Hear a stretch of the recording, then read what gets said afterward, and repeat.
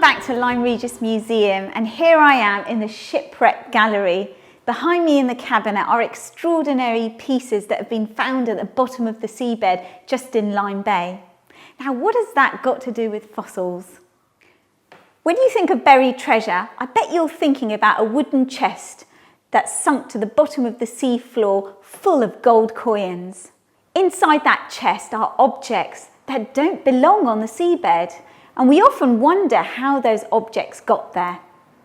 It's the same with some fossils that we find hidden in the rocks at Lyme Regis.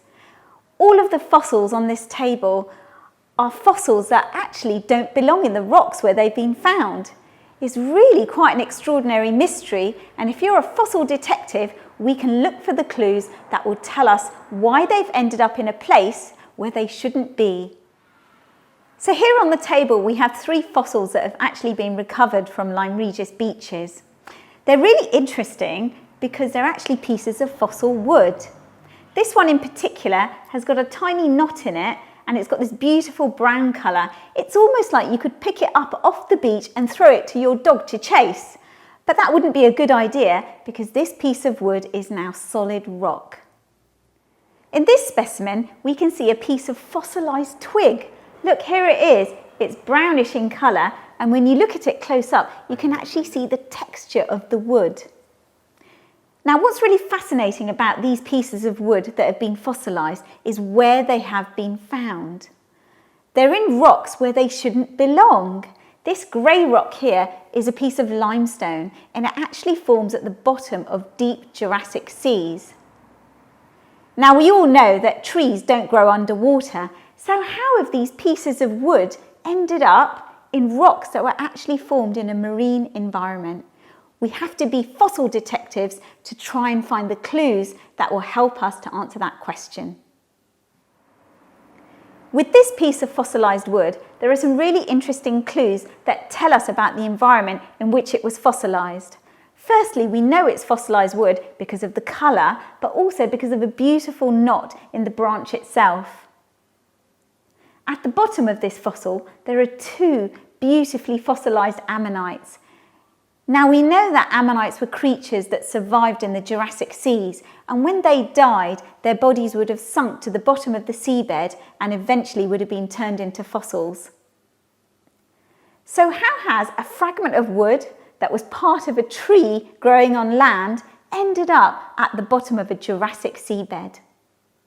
Now, during the Jurassic period, there were islands dotted about the sea, and these islands were covered by forests.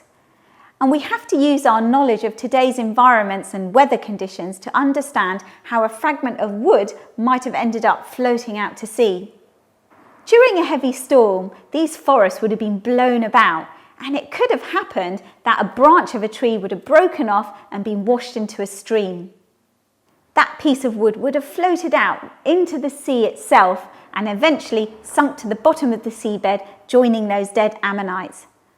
Now, if we're fossil detectives, we have all the clues in front of us. We have 2 ammonites here, fossilised in the limestone, right next to our piece of wood that has been washed in from the land.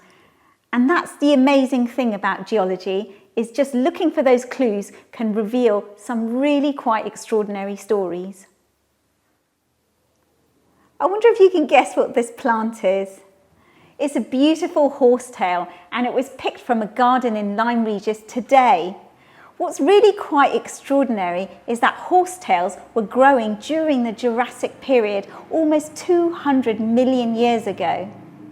We see the evidence of horsetails in rocks, and I've got 2 really quite special fossils to show you.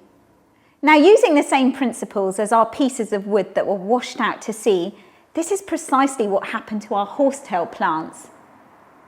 They would have been broken off perhaps in a storm, washed into a stream, and then further washed out to sea, eventually ending up on the Jurassic seabed. These 2 particular fossils are absolutely amazing examples of horsetails that have been turned into stone. So in this piece of limestone, we can see a fossilised horsetail. And you've got to imagine that this piece of horsetail that I'm holding in my hand was cut lengthways with a sharp knife. So what you're actually looking at is right into the middle of the stem of the horsetail itself. In this second fossil specimen, we can actually see a cross-section of the horsetail stem itself. What's really interesting is the size of the stem. You can see how big the horsetails are that are growing today. They're about 8 millimeters in diameter of the stem. And here, the stems are huge. They're almost 3 or 4 or 5 times the size. And the reason for that is during the Jurassic, there was far more carbon dioxide in the atmosphere. And this meant that plants like horsetails could grow to gigantic proportions. They were almost the size of trees. And this is really quite an extraordinary environment which we can visit in our imagination.